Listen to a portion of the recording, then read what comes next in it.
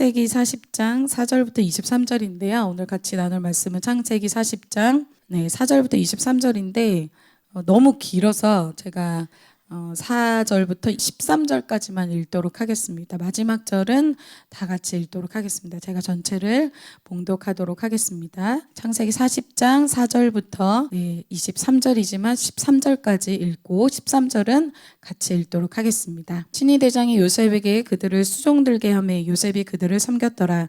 그들이 갇힌 지 여러 날이라. 옥에 갇힌 애굽 왕의 술 맡은 자와 떡 굽는 자 두 사람이 하룻밤에 꿈을 꾸니 각기 그 내용이 다르더라. 아침에 요셉이 들어가 보니 그들에게 근심의 빛이 있는지라. 요셉이 그 주인의 집에 자기와 함께 갇힌 바로의 신하들에게 묻되 어찌하여 오늘 당신들의 얼굴에 근심의 빛이 있나이까. 그들이 그에게 이르되 우리가 꿈을 꾸었으나 이를 해석할 자가 없도다. 요셉이 그들에게 이르되 해석은 하나님께 있지 아니하니까 청하건대 내게 이르소서. 술 맡은 관원장이 그의 꿈을 요셉에게 말하여 이르되 내가 꿈에 보니 내 앞에 포도나무가 있는데 그 나무에 세 가지가 있고 싹이 나서 꽃이 피고 포도송이가 있었고 내 손에 바로의 잔이 있기로 내가 포도를 따서 그 즙을 바로의 잔에 짜서 그 잔을 바로의 손에 들였노라. 요셉이 그에게 이르되 그 해석이 이러하니 세 가지는 사흘이라. 같이 읽겠습니다. 지금부터 사흘 안에 바로가 당신의 머리를 들고 당신의 전직을 회복시키리니 당신이 그 전에 술 맡은 자가 되었을 때에 하던 것 같이 바로의 잔을 그의 손에 드리게 되리이다. 아멘. 네, 오늘 말씀의 제목은 애굽을 돌파하는 영성입니다. 애굽을 돌파하는 영성입니다. 네, 오늘 이 내용 말고 이제 계속 오늘 내용도 그렇고 그전 내용도 그렇고 전체 이 요셉 내용은 하나님이 하나님의 사람을 어떻게 준비시켜 주는지에 대해서 아주 원리적으로 많은 것을 이렇게 보여주고 있습니다. 그것은 뭐 요셉뿐만 아니라 성경에서 하나님이 쓰시는 사람 모세 또 다윗도 이 원리로 하나님이 그들을 준비시키시고 또 훈련하셨습니다. 오늘 요셉을 총리로서 하나님이 준비시키는데 여러분 오늘 내용은 배경이 어디예요? 감옥입니다. 감옥에서 어떤 리더가 준비된다? 그것은 좀 세상의 기준과는 매우 다르죠.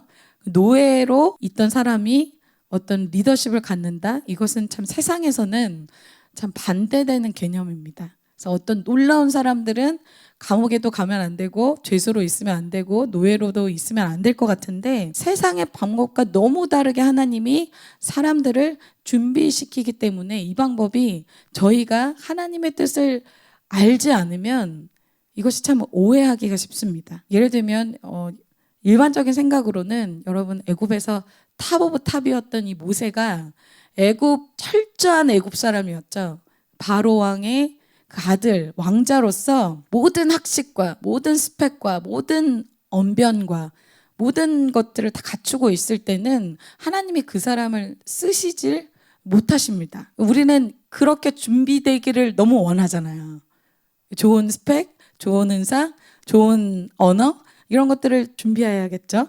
그러나 하나님이 그것이 있을 때 그것이 완벽하게 애굽에서 탑의 자리에서 있을 완벽할 그때를 모세를 사용하시지 않고 그때의 모세의 영성은 어땠냐. 모세는 이 이스라엘 백성의 문제를 해결해 주기 위해서 애굽 사람 한 명을 쳐 죽일 정도의 영성밖에 되지 않았다는 거예요. 즉 그 영성으로는 안 된다는 얘기죠. 그래서 모세가 그러나 우리에게 소망이 되는 것은 모세가 이 광야 스쿨, 광야 학교를 거칠 때 40년이 지나고 나서는 한 명도 감당할 수 없었던 그 사람의 똑같은 사람이 어떻게 된다? 남자만 60만 장정을 담을 수 있는 아주 큰 그릇으로 조금 변화되는 게 아니라 그 사람이 아주 개혁적이고 혁신적으로 변화된다는 거예요. 하나님이 저에게 요즘 최근 주시는 그 사자성어가 있는데 그게 뭐냐면 개과천선입니다. 이게 예전에 강도사님이 이 개과천선을 되게 많이 이야기하셨는데 이 개과천선이 정말 좋은 뜻이에요, 여러분. 고칠 게 진알과 옮길 선, 착할 선 해서 과거의 것을 고쳐서 새롭게 쓰는데 여러분 어떻게 새롭게 돼요? 완전히 새롭게 된다는 거야. 이전 것은 지나갔을 때 보라 새 것이 되었도다. 근데 새 것 정도가 완전히 새롭게 된다는 거예요. 그래서 오늘 요셉도 17세에 그 채색옷 입었을 때 그 요셉과 이 애굽의 많은 훈련을 통과했을 때 30세가 된 총리로서의 이 요셉은 엄청난 갭이 있어요. 즉 그건 뭘 얘기해요? 훈련 받은 사람과 훈련 받지 않은 사람의 차이를 이야기해 주는 거예요. 여러분, 우리 광야학교에서 우리 모두 개가천선합시다. 저 정말 이것을 기대하고 있어요. 그래서 처음부터 리더고, 처음부터 죄가 없고, 처음부터 완벽한 사람이 아무도 없습니다. 다 연약하고 실수가 있고 또 죄가 있어요. 그런데 그것을 용서 안 받고 새롭게 되고 그것을 통과하면 완전히 광야학교를 통과할 때 새로운 사람이 된다는 것입니다. 그럼 광야에서 어떤 것을 훈련받길래 새 사람이 되는가? 오늘 여러분 조금 서론이 깁니다.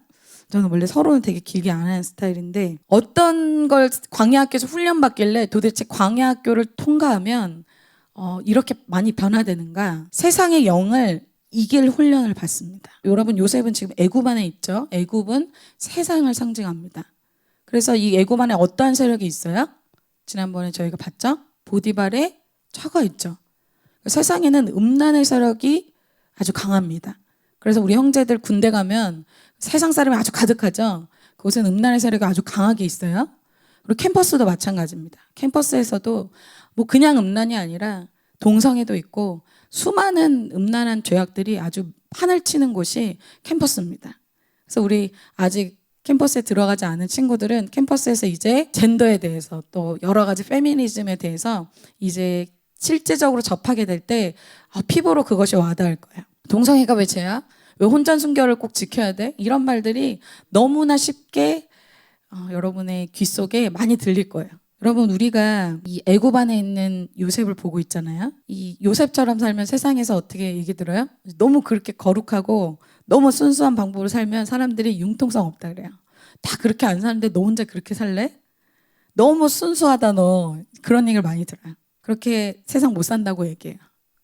그래서 점점 어떻게 돼요? 이제 여러분들 캠퍼스 들어가면 세속화, 애굽화 된다는 거예요. 어떻게 하면 요셉처럼 훈련을 받지 않으면 어떤 누구라도 세상에서는 애굽화되고 세속화되게 됩니다. 근데 이미 그런 친구들이 주위에 많아요. 즉 내가 그곳을 변화시키고 개혁시키고 프론티어적으로 그곳을 개척하는 것이 아니라 그곳에 있는 어둠의 세력에 내가 영향을 받는다는 거예요.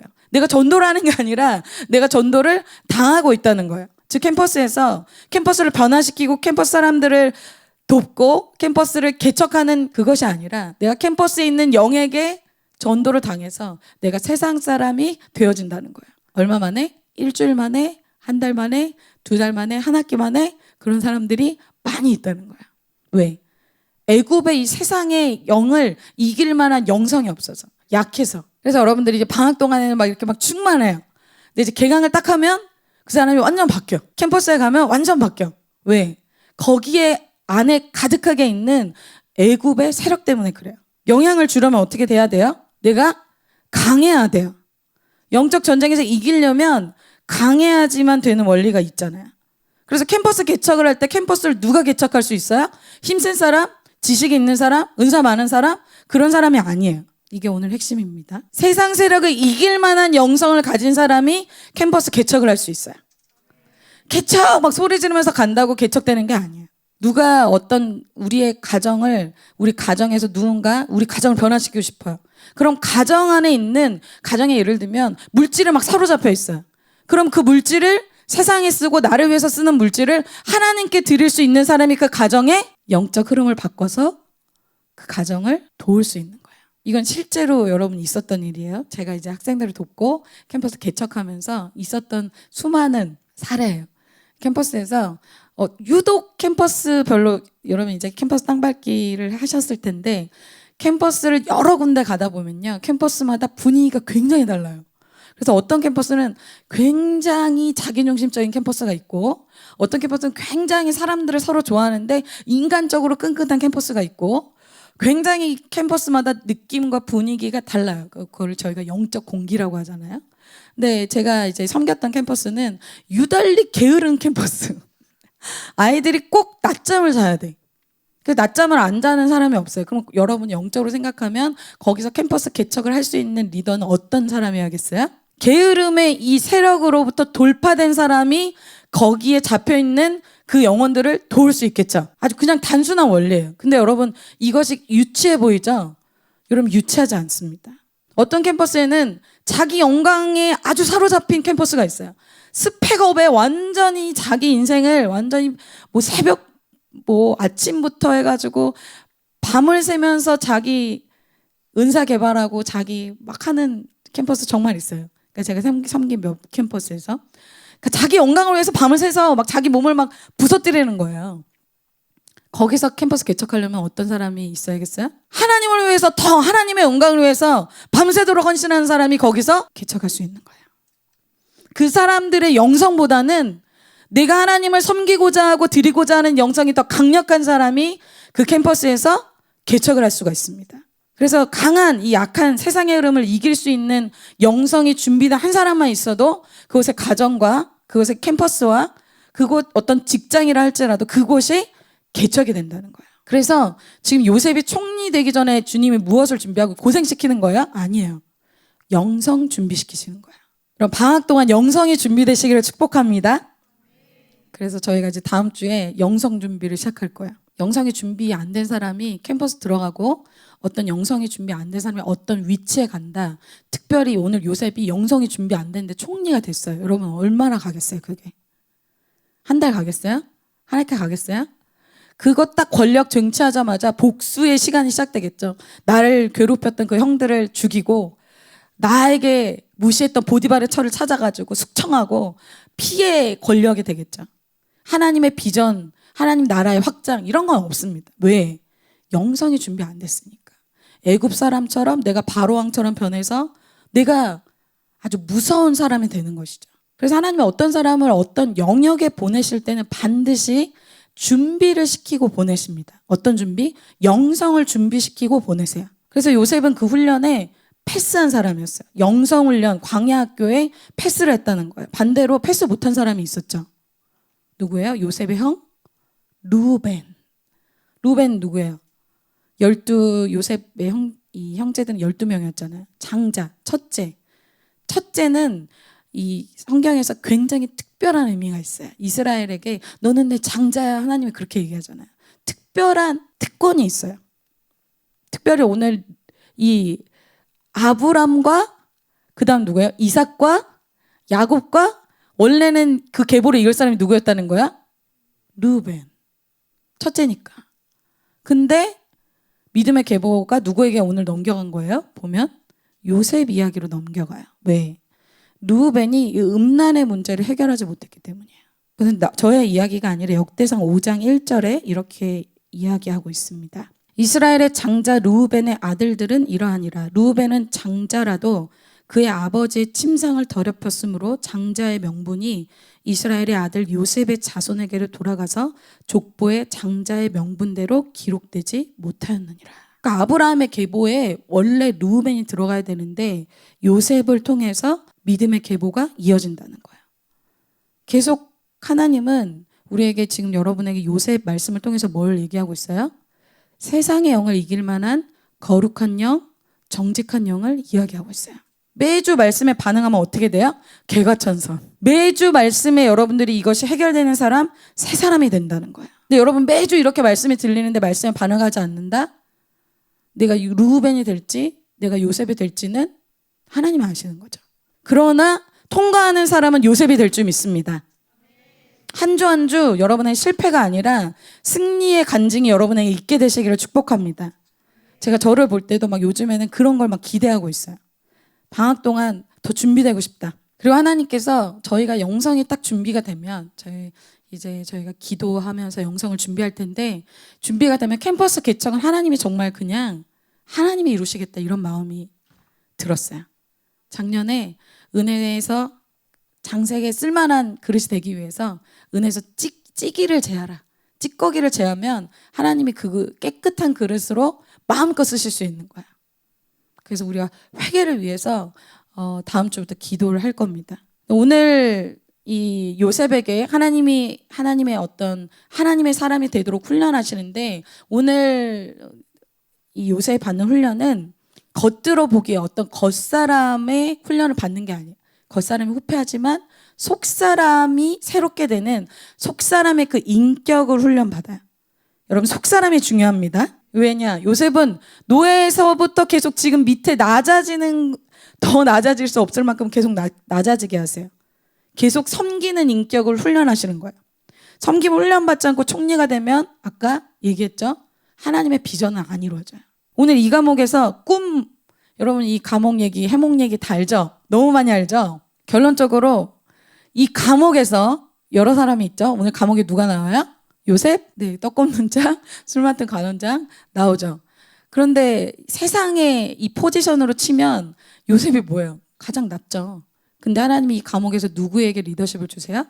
요셉에게 리더십을 주십니다. 하나님의 영성, 하나님의 인격을 가진 사람에게 하나님이 영향력을 주십니다. 요셉이 훈련을 통해 알았겠죠. 하나님 앞에 내가 이 섬김의, 이 낮아짐의 훈련을 통과할 때 하나님이 친히 나를 높여주시고 하나님이 나에게 리더십을 주시는구나. 그 리더십은 내가 갖는 것이 아닙니다. 하나님이 나에게 부여해 주셔야지만 리더십이 생기는 거야. 그래서 총리로 어떤 것을 이루기 전에 하나님 무엇을 하시냐면 섬기는 그 인격을 훈련하십니다. 그렇다면 오늘 섬기는 그 훈련을 어떤 자세로 오늘 요셉이 그것을 감당했는지 세 가지로 이야기를 해주고 있어요. 첫 번째는 뭐냐면 하나님 앞에 섬기는 거예요. 하나님께서 계속해서 우리에게 말씀하시는 것이 아주 동일합니다. 반복해서 하나님이 말씀하고 있어요. 그래서 요셉의 삶은 전체로 봤을 때 비전을 받고 형들을 섬기는 것에서부터 심부름하면서 시작해서 요셉이 아주 클라이막스도 이 형들을 섬기면서 또 이 비전이 이루어지는 어떤 그런 모습을 보여주고 있어요. 그런데 그 섬김의 특징이 이 동일하게 어떤 것이 있냐면 사람에게는 보상받지 못한다라는 특징이 있어요. 요셉이 17세에 아버지 이 심부름으로 형들에게 갔죠. 근데 형들이 오히려 고마워하기는커녕 자, 꿈꾸는 자가 온다 해서 그를 이 노예로 팔아버리죠. 그러니까 자기가 형들을 위해서 도단까지 멀리까지 갔는데도 그거에 대한 보상은커녕 오히려 노예로 팔림받고 또 지금 감옥에 온 건 누구 때문에 왔어요? 보디발의 처. 보디발에게도 굉장히 충성하고 마음을 들여 섬겼는데 결국은 열심히 한 것에 대해서 보상을 받지 못했어요. 오해를 받았어요. 강간 미수범으로 감옥에 들어왔어요. 여러분, 사람에게 보상받고자 하면 어때요? 너무 속이 상하죠. 너무 어렵죠. 여러분, 내가 반복적으로 가정을 열심히 섬겼어요. 가정에서 알아주지 않아요. 다른 가족들은 섬기지 않을 때 어때요? 화가 나죠. 내가 영적인 공동체를 섬겼는데 알아주질 않아요. 쉽지 않은 훈련입니다. 지금 요셉이 섬긴 결과가 뭐예요? 인간적으로는 좋지 않아요. 한 번도 아니고 여러 번 이것이 반복될 경우에 마음에 뭐가 생겨요? 이제 섬기고 싶지 않죠. 남들은 다 자기 께로 자기 지혜로 사는데 친구들 보니까 막 놀러 다니고 자기 께로 살고 막 묵묵히 막 내가 이렇게 막 섬기는 그것과는 다르게 자기 께로 자기 죄 다 짓고 그렇게 사는데 바보 같아 보이죠. 나도 안 하고 싶죠. 그럼 세상 사람들도 아주 열심히 삽니다. 그 목표가 뭐예요? 자기 영광, 자기 인정. 잘한다. 너 수고했어. 이걸 듣길 원하잖아요. 이것 때문에 하게 되면 사람에게서, 부모님에게서, 공동체의 리더에게서 어떤 사람에게서 보상을 못 받게 될 때 안 하고 싶어집니다. 가정 안에서, 공동체에서 마찬가지예요. 근데 이렇게까지 했는데 몰라주네. 저는 특별히 가정 안에서 좀 그랬던 것 같아요. 그래서 생색을 많이 냈어요. 저는 아직 좀 훈련이 많이 필요한 것 같아요.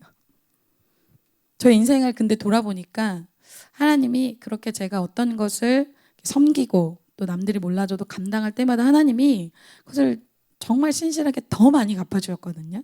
그런데 항상 마음에 사람이 몰라주면 그게 그렇게 속상하더라고요. 훈련을 더 받아야 될 것 같아요.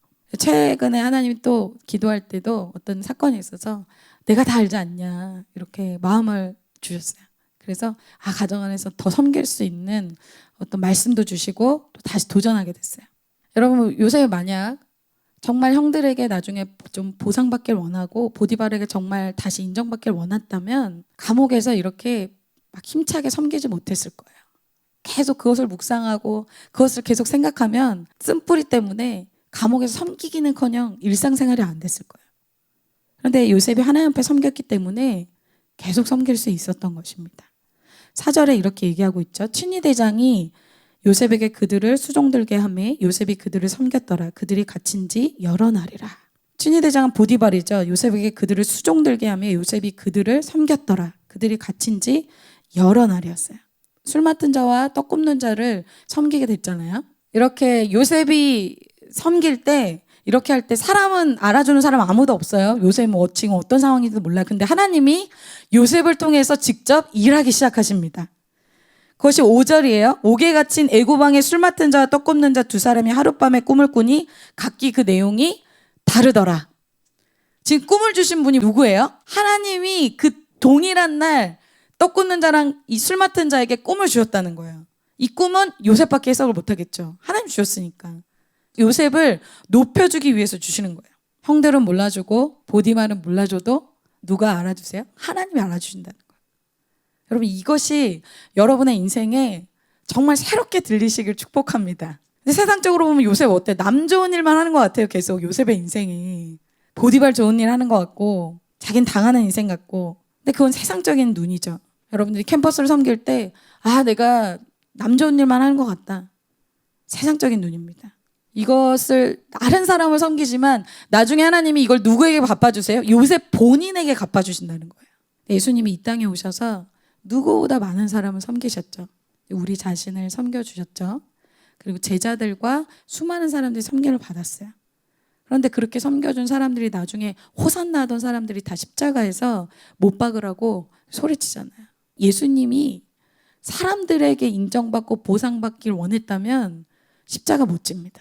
그것을 바라보면 끝까지 섬길 수 없었을 거예요.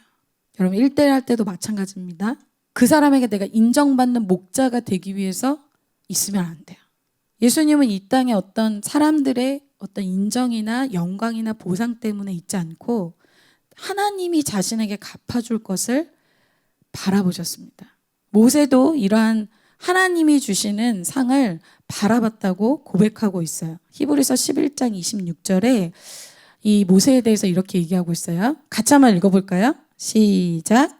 그리스도를 위하여 받는 수모를 애굽의 모든 보화보다 더 큰 죄물로 여겼으니 이는 상 주심을 바라봄이라.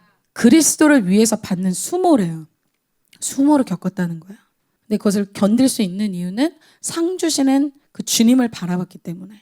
그럼 가정 안에서 공동체 안에서 알아주지 않는 것 때문에 그 여러분의 신앙에 한계가 있던 것이 이번에 돌파될 줄 믿습니다. 어떻게 돌파될 수 있어요? 나의 눈을 상 주실 주님께로 향하면 돼요. 그리고 실제로 오늘 사건에서 요셉이 꼬맹호몽을 하게 되잖아요. 여러분 이 사건을 다 알죠? 다 꼬맹호몽 해주게 돼요. 근데 이 섬김이 또한 어떻게 돼요? 이 요셉의 섬김의 특징이 뭐예요? 사람들에게 잊혀진다는 거예요. 그래서 23절에 보면 또 어떻게 돼요? 술 맡은 관원장이 요셉을 기억하지 못하고 그를 잊었더라. 요셉의 섬김의 특징, 사람들이 기억을 못해요. 이제 나중에 보면 알겠지만 요셉이 심지어 기억해달라고 얘기하거든요. 그러면 기억이 안 나. 하나님이 그렇게 하는 거야. 왜? 하나님이 갚아주려고. 여러분 어떤 사람이 내가 헌신하고 내가 섬기는 거 너무 많이 알면 어때요? 상이 없어요. 하나님께만 기억되는, 그래서 하나님이 갚아주시는 것이 많은 여러분의 인생이 되시길 축복합니다. 두 번째로 요셉이 섬길 때 어떠한 모습으로 섬기냐? 자원함으로 섬깁니다. 오늘 요셉이 섬길 때는 억지로 시켜서 섬기는 것이 아니라 자기가 자원해서 섬겨요. 그 모습이 어떻게 나오냐? 5절, 6절에 나와요. 이 꿈에 대해서 5절에 아까 얘기했죠. 떡 굽는 자, 술 맡은 자 두 사람이 하룻밤에 꿈을 꾸었는데 각기 그 내용이 달랐어요. 6절에 아침에 요셉이 들어가 보니 그들에게 근심의 빛이 있는지라 이렇게 얘기하고 있어요. 요셉이 딱 들어와서 보니까 그 둘의 얼굴에 근심빛이 있는 거예요. 여러분 일로 섬기는 사람, 마음이 없이 섬기는 사람은 어때요? 그들의 근심빛이 보이지 않죠. 그리고 여러분 누구의 근심빛이 보여요. 근데 나는 깊이 섬기고 싶지 않아요. 그럼 어떻게 하겠어요? 그냥 지나가겠죠. 기분이 좀 안 좋네? 좀 피해야겠다. 근데 오늘 이들이 고민이 있어서 요셉에게 찾아온 게 아니라 요셉이 그들에게 무슨 일인지를 먼저 물어봐요. 여러분 이 자세가 굉장히 중요합니다. 7절 요셉이 그 주인의 집에 자기와 함께 갇힌 바로의 신하들에게 묻되 어찌하여 오늘 당신들의 얼굴에 근심의 빛이 있나이까. 여러분, 요셉이 이 사람들을 섬길 때 어떻게 섬겨요? 마음으로 섬겨요. 여러분, 자원이란 뜻이 뭐예요? 스스로 스스로 원해서 마음으로 섬기는 거예요. 이들을 섬길 때 마음이 있을 때 여러분 어떻게 돼요? 그들의 상태가 보이는 거예요. 사실 지금 요셉은 어떤 상태예요? 자기 문제가 산더미예요. 자기 지금 억울한 문제, 자기 진로 문제, 자기 상처, 자기 힘든 거 티내면서 사실 자기 이야기를 들어달라고 해도 모자란 판국이에요. 오히려 자기 얘기를 좀 들어달라고 해야겠죠. 그런데 요셉이 오히려 그들의 이야기를 들어줍니다. 여러분, 남에게 전혀 관심이 없는 사람들 있죠. 하나님 나라에서는 리더십이 전혀 없습니다. 자기 일을 완벽하게 하는 데만 관심이 있고 자기의 스펙과 늘 자기 문제, 자기에게만 집중되어 있는 사람은 캠퍼스에 들어가서도 어때요? 자기 스펙, 자기 공부. 지금 온리 자기에게만 집중되어 있는 캠퍼스를 1년부터 4년 내내 또는 7년 동안 계속 사는 사람들이 있어요.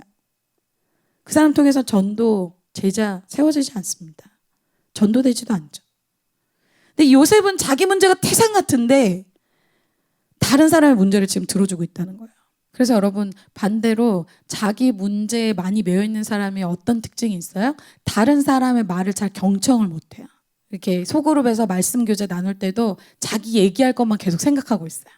남이 무슨 이야기를 하는지, 남이 지금 어떠한 상태에 있는지, 어떠한 마음의 고통이 있는지 별로 관심이 없어요. 그 사람에게는 어떤 때만 관심이 있어요? 자기 관련된 일을 얘기할 때만 신이 나고 관심이 있어요. 그것만 반응해요. 지금 사실 누가 누구를 염려해야 돼요. 고위 관리직인 이 사람들이 요셉을 염려해야 되잖아요. 그리고 여러분, 지금 요셉은 20대입니다. 그래서 이 고위 관리직 술 맡은 관원장과 떡 굽는 자는 정말 그 탑의 자리에 갔잖아요. 그럼 요셉보단 나이가 있었을 것 같아요. 나이도 있고 직급도 있는데 어떻게 보면 더 나이도 어리고 직급도 없는 이 요셉이 그들에게 무슨 일이 있나요? 이렇게 물어봤다는 거예요. 그래서 여러분, 성숙한 사람이 나이와 상관없이 성숙하지 않은 사람을 섬기게 되어 있습니다. 그것은 공동체에서도 마찬가지예요. 근데 공동체에 이렇게 많은 이런 성숙함, 들어주려고 하고 물어봐주는 이 성숙한 사람들이 많을수록 공동체가 성숙합니다. 반대로 세상 사람들은 어때요? 이것이 싫잖아요. 내가 맞춰주고 그 사람한테 내 시간 내어주고 내 물질 쓰고 이런 거 너무 싫어합니다. 그러니까 어떻게 혼자 다니죠. 혼자 밥 먹잖아요. 혼자 미디어하고 혼자 집에 있고. 왜? 부딪힐 때 내가 감당해야 되는 그 마이너스 리스크가 싫은 거야. 그래서 섬기는 것은 능력입니다. 섬길 능력이 없어서 안 만나고 싶은 거야. 섬길 능력이 없어서 혼자 있고 싶은 거야. 그때 만났을 때 리스크가 너무 싫으니까 능력이 없는 거죠. 요즘 세대가 혼밥 하는 거 되게 일반적이고 혼자 미디어, 혼자 놀기 막 이런 것이 일반적이에요. 그럼 좀 슬픈 세대 같아요. 여러 가지 다각도로 얘기해 볼 수 있겠지만 이 리스크를, 그럼 이 세대를 섬기려면 어떤 사람이 필요할까요? 만났을 때 이 리스크를 감당할 수 있는 사람. 내가 만났을 때 내 시간과 내 물질과 내 에너지를 쓰고자 하는 사람이 이 세대, 이 청년 세대의 부흥을 일으킬 수 있습니다. 성숙한 예수님이 성숙하지 않은 제자들을 섬기는 것과 같은 원리인 거예요.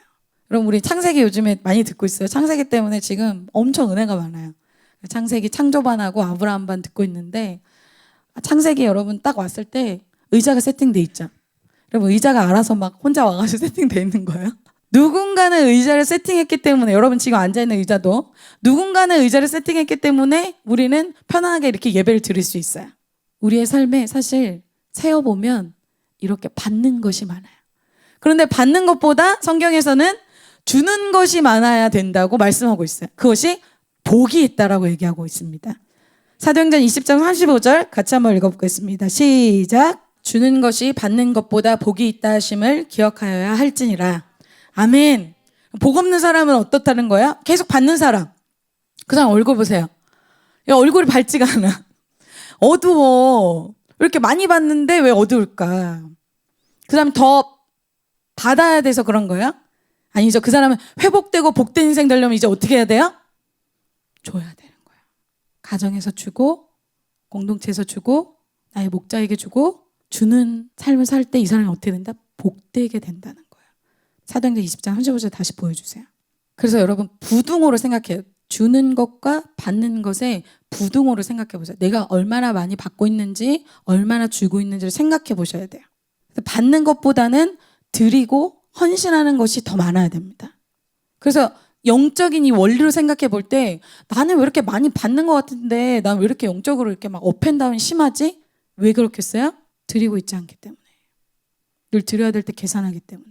여러분 우리가 이렇게 누리고 있는 복음도 여러분 저희가 계속 SVM 학생자원 운동을 영상을 이제 나중에 광고 때도 보고 볼 텐데 캠퍼스 학생들이 자기의 어떤 개인적인 비전, 어떤 야망, 꿈들, 아메리칸 드림이 활발할 때 그때 자기의 꿈을 내려놓고 우리나라에 들어온 학생이 약 300명 정도가 된다고 합니다. 어마어마한 숫자죠. 저희 나라가 그때는 어디에 붙어 있는지조차 모르는 나라였어요. 우리가 지금 이렇게 마음껏 예배드리고 마음껏 찬양하고 여러분들이 마음껏 말씀 볼 수 있는 거 누구 때문이야? 그들의 헌신 때문이라는 거예요. 우리가 누군가의 헌신과 누군가의 피값과 누군가의 인생 때문에 우리가 이 자리에 거기서 누리고 있는 거예요. 많이 받았는데 근데 우리 세대는 그걸 누리기만 해요. 그럼 어떻게 될까요? 복이 없는 세대가 되겠죠. 우리가 받은 것을 다음 세대에게 더 많이 나눠줘야 될 줄 믿습니다. 그래야 우리나라가 사는 거예요. 그래야 우리 세대가 사는 거예요. 여러분 많이 받았는데 그걸 나에게만 쓰던 사람이 있었어요. 누구예요? 성경에서? 가룟 유다예요. 12제자 중에 놀라운 선택을 받았고 예수 공동체에 있을 특권을 받았어요. 근데 거기서 가룟 유다는 뭐예요? 돈꾀에서 돈을 훔쳐갔어요. 모두가 헌신하고 있는 그 분위기에서 자기를 위해서 돈을 자꾸 빼가는 거예요. 여러분 모두가 희생하고 헌신하는 분위기에서 자기 유익한 것만, 자기 도움 받을 때만, 자기에게 유익한 모임에만 나오고 헌신해야 하는 모임은 다 빠지고 하나님 모르시겠어요? 하나님 다 아십니다. 사실 지금 보기에 지혜롭죠? 저 바보들 뭐 이렇게 헌신하고 있나. 여러분 하나님은 정확하게 알고 있습니다. 사람 보기엔 지혜로운 것 같아도 하나님 보기에는 정말 안타까운 인생이에요. 남을 섬기는 것에 대해서 요셉이 그들에게 근심빛이 있는 것을 보고 물어보잖아요. 그래서 남에게 관심이 없고 남을 섬기지 않은 사람들은 어때요? 관계성이 굉장히 좁죠. 그리고 자기와 깊이 교제하는 사람도 없죠. 그것은 직분과 나이와 상관없습니다. 이런 사람이 영향력이 있겠어요? 영향력이 없죠. 캠퍼스에서도 직장에서도 가정에서도 영향력이 없습니다. 그래서 캠퍼스 가서 적응 못하는 사람에게 가서 여러분들이 그런 말을 해주는 거예요. 근심빛이 있는데 무슨 일이 있습니까? 이렇게 물어봐 주는 거예요. 캠퍼스 생활 좀 힘들어? 사실 나도 1학년이야. 그렇게 물어봐 줄 수 있는 한 사람, 그렇게 다가갈 수 있는 한 사람, 그 캠퍼스 개척되게 됩니다. 제가 이제 캠퍼스에서 학생으로 지낼 때 제가 이제 개척을 하는 캠퍼스는 좀 다르게 있었어요. 근데 저도 제가 다니는 캠퍼스를 개척하고 또 거기서 복음도 전하고 컴도 하고 싶어서 거기서 이제 전도를 좀 했어요. 네, 제가 전도하려는 친구들이 그룹이 있었는데 그 친구들이 다 이제 전도 축제 할 때 왔었어요. 그리고 컴을 하려고 했던 이제 복음을 전하기 위해서 했던 친구가 예수님을 한 번도 들어본 적이 없대요. 자기 삶에서. 근데 이 친구가 캠퍼스의 왕따였어요. 그래서 참 독특한 행동을 좀 하는 것 때문에 이제 왕따를 많이 당했어요. 좀 안타깝더라고요. 알고 보면 그거 아무것도 아닌데. 그래서 이 친구에게 복음을 전하고 다가갔는데 제가 제 캠퍼스의 삶을 지금 돌아볼 때 이제 제가 사람을 의식했으면 아마 그 친구를 못 도왔을 것 같아요. 그래서 제가 정말 지금도 잘했다라고 생각한 게 그 친구한테 복음을 전한 거였어요. 그 친구한테 예수님에 대해서 들어본 적이 있어 그랬더니 예수라는 말 자체를 처음 듣더라고요. 저희는 저희 나라에서 예수라는 말을 처음 듣는 사람, 우리나라 사람 맞니? 이렇게 물어볼 정도로 굉장히 저에게 아직도 지금도 생각할 때 여러분은 그렇게 생각하잖아요. 다 예수님 알 것 같고 다 교회 한 번씩 와본 것 같고 그러잖아요. 실제로 캠퍼스 가보잖아요. 그렇지 않아요. 교회도 한 번도 안 와본 사람도 많고 예수님에 대해서 한 번도 안 들어본 사람도 굉장히 많습니다. 그래서 저의 인생에 생각할 때 그 캠퍼스에서 그 친구한테 제가 처음 어떻게 보면 캠퍼스의 선교사가 돼서 그 사람한테 처음 복음을 전해준 사람이잖아요. 그거에 대한 기쁨이 아직도 있어요. 사람들은 어떻게 생각했을지라도 저의 삶에 내가 그 친구한테 다가가길 잘했구나. 그리고 그 친구에게 복음을 전하는 걸 너무 잘했구나. 여러분 캠퍼스에서 요셉과 같은 한 사람, 캠퍼스의 선교사 되시기를 축복합니다. 네, 마지막으로 요셉은 은사로 섬기게 돼요. 요셉은 꿈꾸는 자라는 닉네임이 있잖아요. 꿈으로 비전 받았고 또 꿈을 해몽하는 은사가 이 요셉에게 있습니다. 그래서 8절에 이렇게 얘기하고 있어요. 그들이 고민을 얘기하죠. 그에게 이르되 우리가 꿈을 꾸었으나 이를 해석할 자가 없도다. 요셉이 그들에게 이르되 해석은 하나님께 있지 아니하니까 청하건대 내게 이르소서. 두 관리가 같은 날에 다른 꿈을 꿨는데 감옥에 있다 보니까 이것을 해석할 사람이 아무도 없는 거예요. 누구 찾아갈 수도 없고 지금 도와줄 사람이 아무도 없는데 이 꿈이 요상해서 너무 궁금한데 이것을 해석해 줄 사람이 없는 거죠. 여러분 은사는 하나님이 주시는 것입니다. 은사를 주신 이유는 남을 섬기기 위해서 주시는 것입니다. 만약 어떤 사람이 은사가 있어도 자 여러분의 어떤 은사 여러분 은사 다 있어요. 사실은 은사가 있는데 남을 섬길 마음이 없어요. 나는 남을 섬길 마음이 없는데 나는 근데 꿈 얘기를 막 내가 물어보지 않은데 막 하는 거예요. 근데 베이스로 아까 얘기했죠. 다른 사람을 섬길 마음 자세 인격이 안 되는 사람은 이 은사를 쓸 수가 없고 또 하나님이 이 꿈 왜 줬어요? 요셉 때문에 줬죠. 요셉이 빨리 바로왕 앞에 갈 수 있는 기회를 주려고 줬죠. 그런데 요셉이 은사도 있고 요셉이 기회도 맞이했는데 요셉에게 무엇이 없으면 비전이 안 이루어져요? 섬길 인격이 없으면 안 이루어지는 거예요. 하나님이 다 준비해놨잖아요. 하나님의 놀라운 이 바로왕 측근의 인맥도 주시고 꿈도 주셨고 이거 해석만 하면 되는데 지금 무엇이 필요한 거예요? 인격이 필요한 거예요. 그래서 요셉에게 주신 이 하나님의 기회, 여러분에게 주신 하나님의 기회가 사실 곳곳에 있습니다. 그런데 섬길 인격이 안 되는 사람은 높여주실 기회도 없다는 거예요. 인격이 안 되면 하나님의 기회를 못 잡는 거예요. 참 지혜롭지 않은 거죠.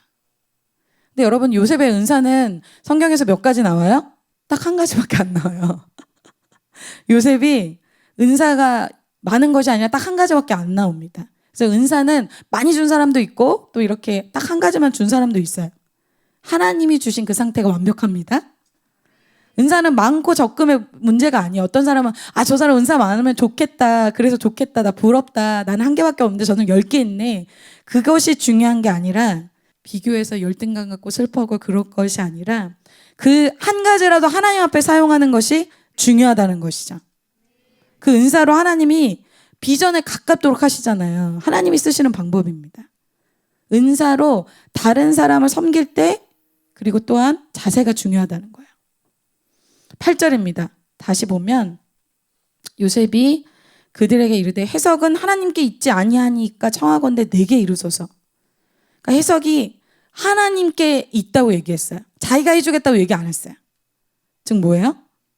은사를 쓰는 동기가 매우 중요하다는 거예요. 우리 이번에 이 기수들 1학년 친구들의 은사 많은 친구들이 많이 들어왔어요. 은사를 쓰는 동기를 점검하시길 축복합니다. 저도 마찬가지죠. 대부분 사람들이 은사를 자기를 드러내려고 많이 쓰잖아요. 자기 영광, 자기 비교해서 좀 더 우월한 것을 인정받기 위해서 그렇게 쓰잖아요. 그리고 그게 너무 당연한 것이고. 그런데 오늘 요셉이 자기 은사를 쓸 때 어떤 말을 해요? 이 해석이 하나님께 있습니다. 이렇게 얘기하는 거예요. 요셉은 이 은사를 하나님을 위해서 사용한다는 거예요. 이 얘기는 뭐예요? 은사를 갖고 있어도 하나님의 공동체, 하나님의 영광을 위해서 사용하지 않는 사람도 있다는 거죠. 자기의 은사, 자기의 어떤 탁월함, 어떤 이런 것들을 갖고 있어도 세상에서는 많이 써도 교회 공동체 절대 안 쓰는 사람 많습니다. 자기 학점, 자기 스펙 위해서는 엄청 쓰는데 절대 교회 와서는 그 은사 안 쓰는 사람 많습니다. 동기가 하나님이 아니죠. 자, 오늘 요셉이 이 은사를 하나님을 위해서 사용합니다. 아무도 알아주지도 않는데 그냥 자기 앞에 있는 그 한 사람 돕기 위해서 쓰는 거예요. 자, 해석해주는 얘기를 듣고 먼저 술 맡은 관원장이 꿈 이야기를 하기 시작합니다. 술 맡은 관원장이 그의 꿈을 요셉에게 말하여 이르되 내가 꿈에 보니 내 앞에 포도나무가 있는데 그 나무에 세 가지가 있고 싹이 나서 꽃이 피고 포도송이가 익었고 내 손에 바로의 잔이 있기로 내가 포도를 따서 그 즙을 바로의 잔에 짜서 그 잔을 바로의 손에 들였노라. 이렇게 얘기하고 있어요. 여러분, 요셉이 그걸 따닥 듣자마자 며칠간 기한을 주시오 하지 않았어요. 듣자마자 바로 즉시로 해석합니다. 이것이 은사자의 특징이에요. 은사가 있는 사람은 어떤 일을 할 때 그 일을 하는 능력이 남들보다 굉장히 빠릅니다. 그래서 제가 은사가 있는 친구랑 같이 이 디자인을 공부를 한 적이 있는데 제가 이제 학생을 가르쳐줬어요. 그래서 인디자인이라는 걸 가르쳐줬는데 제가 가르쳐주면서 깜짝 놀랐어요.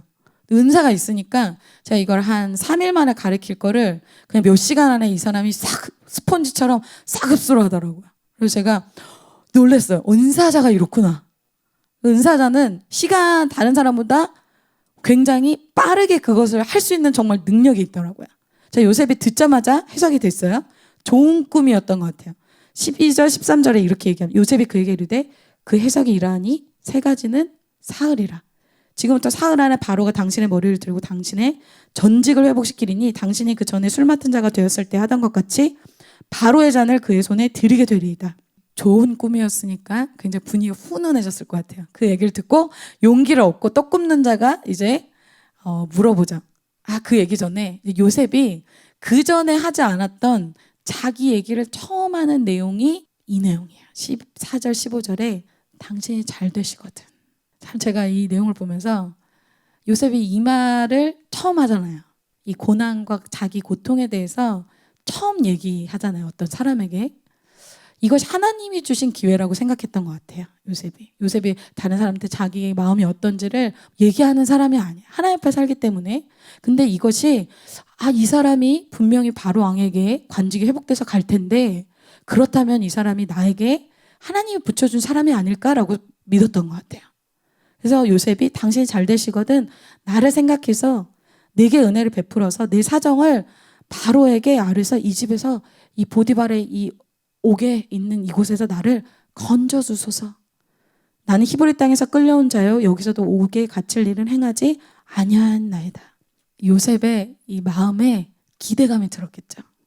다음 이제 설교에 나오겠지만 그러나 그 즉시로 하나님이 주신 사인은 맞았죠. 그러나 이러고 나서 2년이 흐릅니다.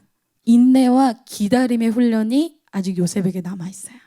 그리고 떡 굽는 관원장도 이것을 듣고 요셉에게 해몽을 요청하죠. 16절입니다. 떡 굽는 관원장이 그 해석의 좋은 것을 보고 요셉에게 이르되 나도 꿈에 보니 흰떡 새 광주리가 내 머리에 있고 맨 윗광주리에 바로를 위하여 만든 각종 구운 음식이 있는데 새들이 내 머리에 광주리에서 그것을 먹더라. 듣자마자 해석을 다시 또 해줍니다. 그런데 여러분 이 내용을 아시죠? 이 내용이 굉장히 좋지 않은 내용입니다. 내용이 18절에 요셉이 대답하여 이르되 그 해석은 이러하니 새 광주리는 사흘이라. 똑같아요. 지금부터 사흘 안에 바로가 당신의 머리를 들고 당신을 나무에 달리니 새들이 당신의 고기를 뜯어 먹으리이다 하더니 제3일은 바로의 생일이라. 바로가 그의 모든 신하를 위하여 잔치를 베풀 때에 술 맡은 관원장과 떡 굽는 관원장에게 그의 신하들 중에 머리를 들게 하니라. 디데이가 왔고 나중에 보면 그대로 되는데요. 좋지 않은 꿈 얘기예요. 여러분들이 만약에 요셉이에요. 여러분 어떻게 해석이 딱 됐어요. 여러분 어떻게 하겠어요? 좋지 않은 내용이잖아요. 너 이제 죽게 될 거야. 이 내용이에요. 사람의 눈치를 보면 이야기할 수가 없겠죠. 좋은 내용이 아니잖아요. 그런데 오늘 요셉이 하나님이 주신 꿈 그대로 해석합니다. 요셉은 하나님이 주신 은사로 사람들을 섬기긴 하지만 사람의 눈치를 보면서 조언 말해주는 그런 사람의 종으로 끌려다니진 않습니다. 하나님이 좋은 말을 전하라고 할 때는 좋은 말을 전하지만 하나님의 심판의 메시지, 망할 거란 메시지, 거절하는 메시지 그런 말도 전달하라고 할 때는 전할 수 있는 사람이 요셉이라는 거예요. 거짓 선지자들은 늘 평안하다 얘기하잖아요. 그게 하나님 뜻 아닌 거 알면서도 캠퍼스에서도 사람들 눈치, 선배들 눈치, 교수님 눈치 때문에 사람들이 좋아하는 말 할 수도 있어요. 그래서 하나님의 뜻과는 정반대로 내 은사를 사람에게 맞춰서 쓸 수 있다는 거예요. 그래서 어떤 연기를 하는 사람들, 또 예술하는 사람들, 하나님이 기뻐하시지 않는 역할, 하나님이 기뻐하시지 않는 어떤 방법으로 많이 합니다. 하나님의 뜻이면 사람이 싫어해도 여러분 이 요셉처럼 이야기할 수 있으시기를 축복합니다. 그런 영성이 있으시기를 축복합니다. 술 안 먹어야 되는 거, 주일 성수해야 되는 거 다 이야기할 수 있어야 돼요. 특별히 여러분 예술계통 사람들은 다른 사람들보다 많은 은사를 갖고 있어요. 대부분 모임을 그들이 언제 하냐면 주일날 해요. 그런데 제가 캠퍼스 섬기다 보면 예술계통 사람들은 주일 성수를 안 하는데 그 마음에 찔림이 있잖아요. 하나님이 주신 다 양심에 찔림이 있거든요. 그렇기 때문에 주중에 기도 모임이나 다른 걸로 그 양심의 가책을 해소해요. 주일에 절대 잘 모이지를 않습니다. 주일 성수를 안 해요. 다른 예술계통의 많은 사람들이 주일날 모임을 잡고 예술계통의 학생들도 다 그날 영화 찍고 다 그날 연기하고 그날 다 모임을 잡습니다. 다 그러니까 어때요? 나 혼자 그게 얘기를 할 수가 없는 거예요. 자기 이미지 깎이고 사람들이 싫어하니까 얘기를 할 수가 없는 거예요. 여러분, 은사를 사람의 종이 되어서 사용하는 것이 아니라 하나님의 종이 되어서 사용하시기를 축복합니다. 그러한 자가 비전을 이룰 수 있는 사람이에요. 여러분, 사람 맞추다가 4학년 졸업할 때 하나님 앞에 얼마나 부끄럽겠어요. 그리고 정확하게 요셉의 해몽대로 그들이 한 사람은 전직을 회복하고 한 사람은 매달리게 되죠. 21절 22절입니다. 바로의 술 맡은 관원장은 전직을 회복하며 그가 잔을 바로의 손에 받들어 드렸고 떡 굽는 관원장은 매달리니 요셉이 그들에게 해석함과 같이 되었으나. 여러분 23절은 아시죠? 그러나 술 맡은 관원장이 요셉을 잊었더라. 그 내용은 다음 시간에 이어져서 요셉이 어떤 또 기다림의 훈련을 받는지를 보도록 하겠습니다. 결론이에요. 요셉을 하나님 훈련하시는 이유가 있죠. 요셉은 비전이 있는 사람이기 때문에 그렇습니다. 그리고 하나님이 여러분에게 지금 왜 계속 말씀을 주세요? 여러분 고통스럽게 하는 말씀, 갑지불에 대한 말씀, 훈련 받아야 될 것들, 나의 어떤 삶의 스타일, 애굽 스타일, 지금 내가 끊어야 되는 죄들 왜 얘기하세요? 하나님이 여러분에게 비전을 갖고 있기 때문이에요. 하나님이 비전을 가진 사람을 훈련하시지 비전 없는 사람 훈련하시는 경우 없어요. 그런데 오늘 무엇을 훈련하십니까? 인격을 훈련하세요. 어떤 인격? 섬기는 인격을 이제 훈련받도록 장을 주시죠. 나의 가까이 있는 사람. 캠퍼스 들어가기 전에 여러분 우리가 섬김의 인격을 먼저 훈련받게 될 줄 믿습니다. 요즘은 특별히 자기 앞에 있는 사람들을 섬겼잖아요.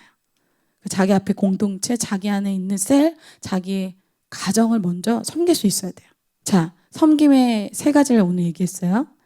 사람 앞에 보상이 아니라 하나님 앞에서만 섬기는 사람, 그리고 억지로가 아니라 자원함으로 마음으로 섬기는 사람, 은사를 통해서 자기 영광이 아니라 하나님 영광을 드러내는 방법으로 섬기는 사람이 되시기를 축복합니다.